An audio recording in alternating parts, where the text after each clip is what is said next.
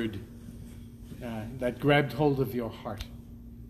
Stay with it just for a few moments and ask the Lord to tell you its power for you, especially this week.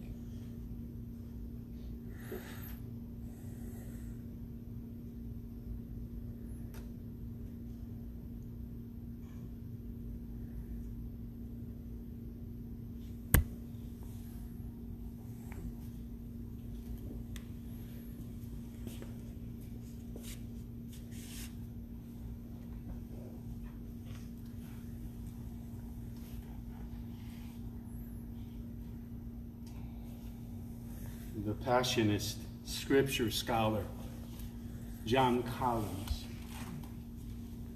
was teaching a group of men the Gospel of John. And they got to the passage in John's Gospel where Andrew and John are called to be apostles. And there's what Collins says, a strange line in there. The scripture says, it was about 4 o'clock in the afternoon. And he looked at these men and he said, you know, scholars have been troubled by this line for a long time. Do any of you think you might know what it means? And one guy spoke up immediately. He said, I know. That was when they fell in love with Jesus. He said, I remember the moment I fell in love with my wife. It's as clear as day, and I can recreate that moment in my heart almost any time I want, even though I don't always want to. So this is a week about falling in love with Jesus again. But we ask ourselves, where's the resistance to this? Robert Bellah, the famous author of Habits of the Heart. You might remember that book from the last century. For me, it was one of the single most important books that I read during that time. But what Bellah says is,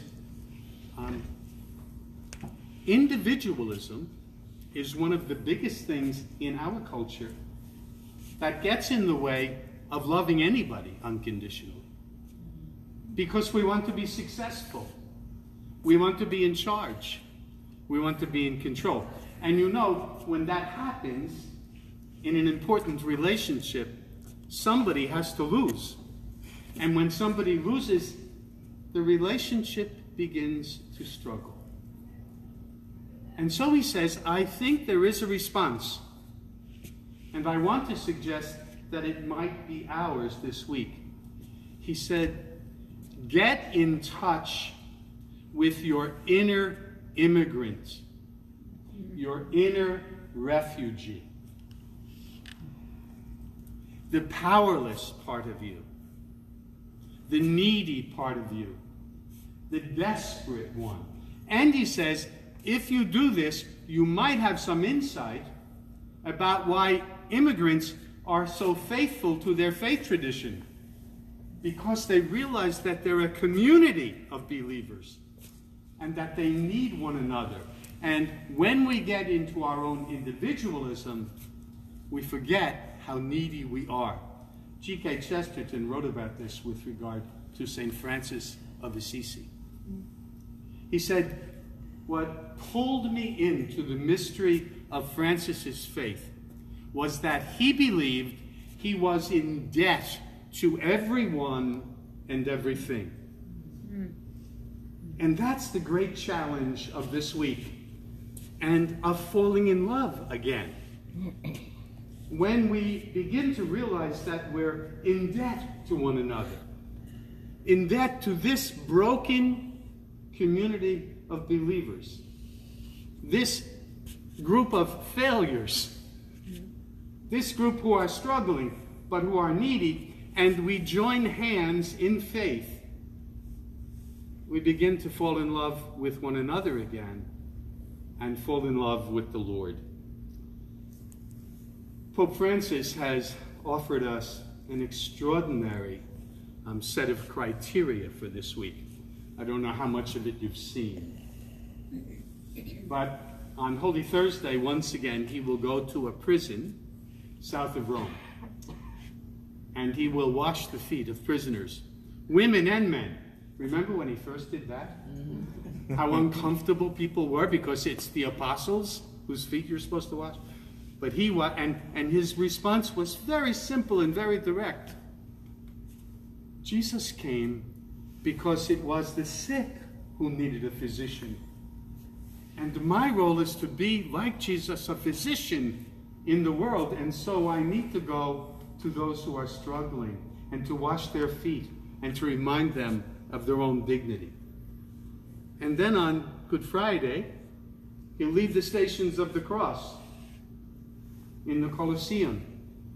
You may not have seen this, but he has commissioned a religious sister to write the reflections for the Stations. And she works almost exclusively with trafficked women. Wow. And he wants us to be thinking about those kinds of women, and men in some cases, but those who are trafficked, that's how we enter into the mystery of Jesus and fall in love with him again.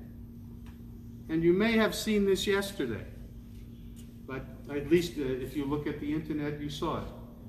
He went to the Sudan, and he met with the leaders of North and South. And then one by one, he needed some help, like I would, and maybe most of us would. He knelt down and kissed the feet of each of those leaders and begged them to find another path to unity and hope besides violence. I just want to suggest that in many ways, this is what it means to fall in love with the Lord. St. Teresa d'Avila says it very clearly. Yours are the only eyes, the only mouth, the only hands that Jesus has. And so if we're going to fall in love with the Lord again this week and enter into these sacred mysteries, then we have to see ourselves as in debt, not only to all people, but to all creation. And in debt to God's holy people, all of whom are broken like us, but together proclaim the reign of God. Let's ask for the grace of falling in love with Jesus again.